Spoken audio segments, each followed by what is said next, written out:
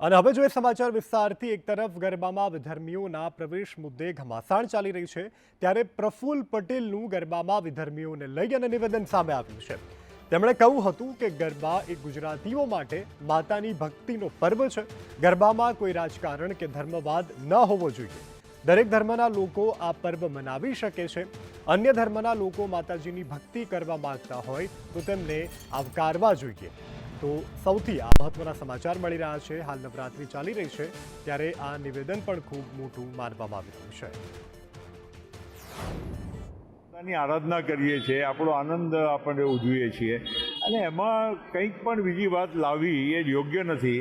આપણે બધાએ એક આપણો ધાર્મિક ઉત્સવ છે, એને બહુ ઉત્સાહના સાથે સારી રીતે બધા એક થઈને એને મનાવવો જોઈએ, ઉજવવો જોઈએ। એમાં રાજકારણે ના આવવું જોઈએ, ધર્મકારણે ના આવવું જોઈએ। બધાએ માતા બધાનું સ્વાગત કરે છે। એમાં કોઈ પણ ધર્મ, પંથ, વિચારધારાના લોકો હોય અને માતાની આસ્થામાં અને આરાધનામાં જો જોડાવા માગતા હોય તો આપણે બધા એમાં સ્વાગત કરવું જોઈએ। મહત્વપૂર્ણ સમાચારથી બુલેટિનની શરૂઆત કરીએ। ભારત કેનેડા વિવાદ વચ્ચે મોટા સમાચાર મળી રહ્યા છે। કેનેડાએ ભારતના 3 એવા શહેરો કે જેના માટે વિઝા સેવા બંધ કરી દીધી, જેમાં બેંગાલુરુ, મુંબઈ અને ચંદીગઢનો સમાવેશ થાય છે। આ 3 શહેરો માટે વિઝા સેવા કેનેડા દ્વારા બંધ કરવામાં આવી છે। ભારત કેનેડા વચ્ચે સ્થિતિ વણસતી જઈ રહી છે, તેવામાં એક તરફ રાજદ્વારીઓને એકબીજાના દેશોમાંથી બહાર નીકળવા માટે આદેશ આપવામાં આવ્યા, તો બીજી તરફ હવે 3 શહેરો એવા ભારતના કે જેમાંથી વિઝા સેવા કેનેડાએ બંધ કરી દીધી।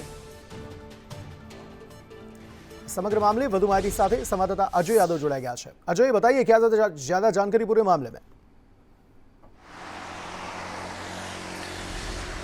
देखिए, निश्चित तौर पे जो खालिस्तानी आतंकवादी हरदीप सिंह निज्जर की हत्या के बाद जो भारत और कनाडा के बीच तनाव बना हुआ है, उसका एक रूप एक बार फिर देखने को मिल रहा है, जिसमें भारत सरकार की तरफ से कहा गया था कि जो राजनयिक हैं भारत में कनाडा के, वो बड़ी संख्या में हैं और खास करके भारत और कनाडा के राजनयिक वियना कन्वेंशन के हिसाब से बराबर के होने चाहिए।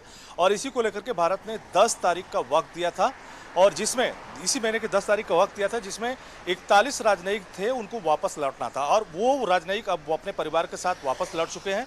और कहीं न कहीं कनाडा अब बदले की कार्रवाई करता हुआ दिखाई दे रहा है। और कनाडा की तरफ से ये आरोप लगाया जा रहा है कि चूंकि भारत ने जो आदेश दिया था या जो बातें हुई थी उसके मुताबिक राजनयिक जो है 41 जो है परिवार के साथ वापस लौट गए हैं। ऐसे में वीजा बनाने या काउंसलिंग की जो प्रक्रिया है उसमें डिले हो सकता है, और डिले की वजह यह बताई गई है कि उसके पास कर्मचारियों की संख्या जो सीमित है।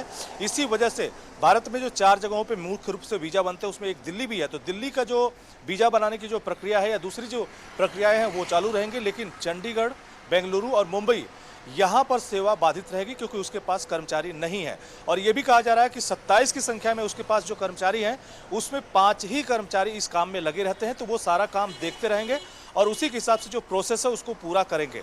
तो इसी के हिसाब से ये बताया जा रहा है या कनाडा की तरफ से कहा जा रहा है कि चूंकि कर्मचारियों की संख्या कम है, इसलिए यहाँ पर वीजा बनाने की प्रक्रिया बंद की गई है। और खास करके दिल्ली में वीजा बनाने की जो प्रक्रिया है वो चलेगी, लेकिन अपने जितने कर्मचारी हैं उस मुताबिक चलती रहेगी। तो फिलहाल बदले की कार्रवाई के तौर पे निश्चित तौर पे देखा जा सकता है कि भारत की तरफ से जो 41 राजनयिक वापस लौटाने की बात कही गई थी या उनके अधिकार छीने जाने की बात कही थी, उसी के बदले में कहीं न कहीं कनाडा सरकार भारत को कहीं न कहीं या भारत से कनाडा जाने वाले लोगों के सामने दिक्कत पैदा करके एक मैसेज देने की कोशिश कर रहा है। जी, शुक्रिया सारी जानकारी देने के लिए।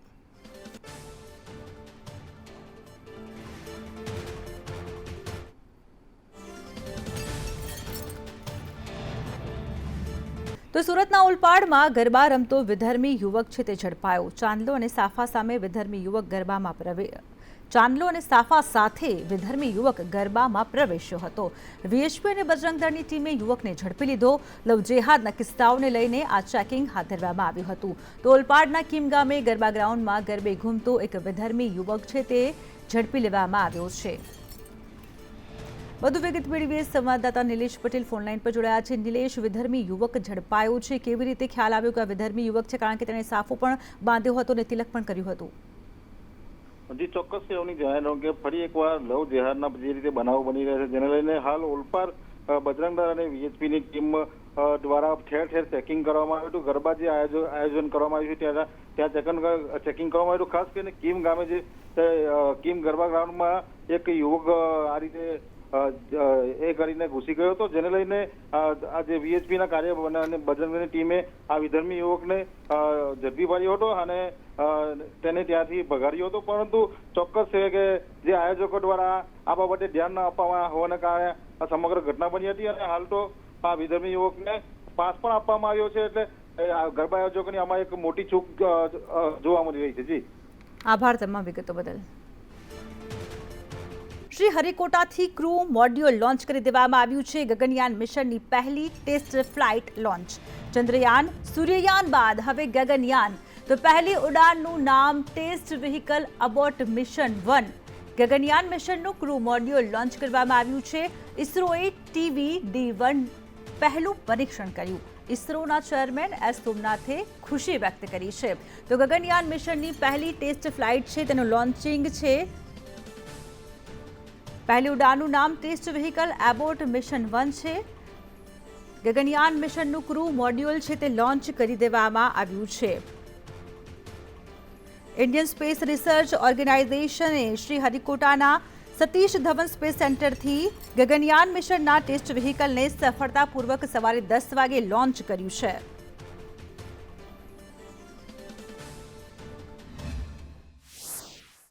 I'm very happy to announce the successful accomplishment of the TVD-1 mission.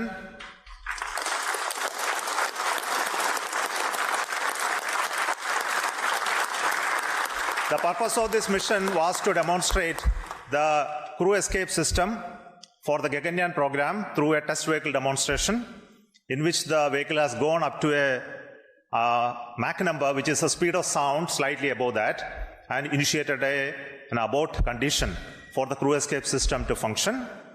The crew escape system took the crew module away from the vehicle, and subsequent operations of the crew module separation from the crew escape system, all the parachutes opening and touched down in the sea at the required velocity has been very well accomplished, and we have got confirmation of the data of all of this. તો સંભવિત વાવાઝોડાને લઈને Porbandar port પર alert આપવામાં આવ્યું છે. આગાહીના પગલે બંદર પર 1 નંબરનું સિગ્નલ લગાવાયું છે. માછીમારોને દરિયો ન ખેડવા માટે સૂચના આપી દેવામાં આવી છે. દરિયા કિનારાના વિસ્તારમાં પવન ફૂંકાવાની સંભાવના. સંભવિત તેજ વાવાઝોડાની આગાહીના પગલે પોરબંદરના બંદર પર સિગ્નલ લગાવાયું. પોરબંદરના બંદર પર 1 નંબરનું સિગ્નલ લગાવી દેવામાં આવ્યું છે. માછીમારોને દરિયો ન ખેડવાની સૂચના આપી દેવામાં આવી છે. વધુ વિગત મેળવીશું. સંવાદદાતા ઋષિ થાનકી ફોન લાઈન પર જોડાયા છે. ઋષિ, સંભવિત વાવાઝોડાને લઈને પોર્ટ ઉપર એલર્ટ આપી દેવામાં આવ્યું છે. વધુ શું જે જાહેરાત કરવામાં આવી છે, કયા નંબરના સિગ્નલ લગાવવામાં આવ્યા છે, શું છે માહિતી? જી અવની, ચોક્કસથી વાત કરવામાં આવે તો આજે સવારે જીએમબી દ્વારા પોરબંદરના પોર્ટ પર 1 નંબરનું સિગ્નલ લગાવવામાં આવ્યું છે. આગામી દિવસોમાં તેજ વાવાઝોડાને લઈને કોઈ વાવાઝોડું છે તે સક્રિય થાય અને જે પરિસ્થિતિ છે વાતાવરણની તે બગડે તેની પહેલા જ માછીમારોને એલર્ટ કરવામાં આવ્યા છે. અને આગામી દિવસોમાં જે વાતાવરણ છે તે પલટો લે તેને લઈને પણ સૂચિત કરવામાં આવ્યું છે. અને આગામી દિવસોમાં સિગ્નલ છે તો વિકટ પરિસ્થિતિમાં 1 નંબરમાંથી 2 નંબર ને 2 નંબરમાંથી 3 નંબરનું સિગ્નલ પણ લગાવવામાં આવશે. અવની, બિલકુલ થી આભાર ઋષિ તમામ વિગતો બદલ.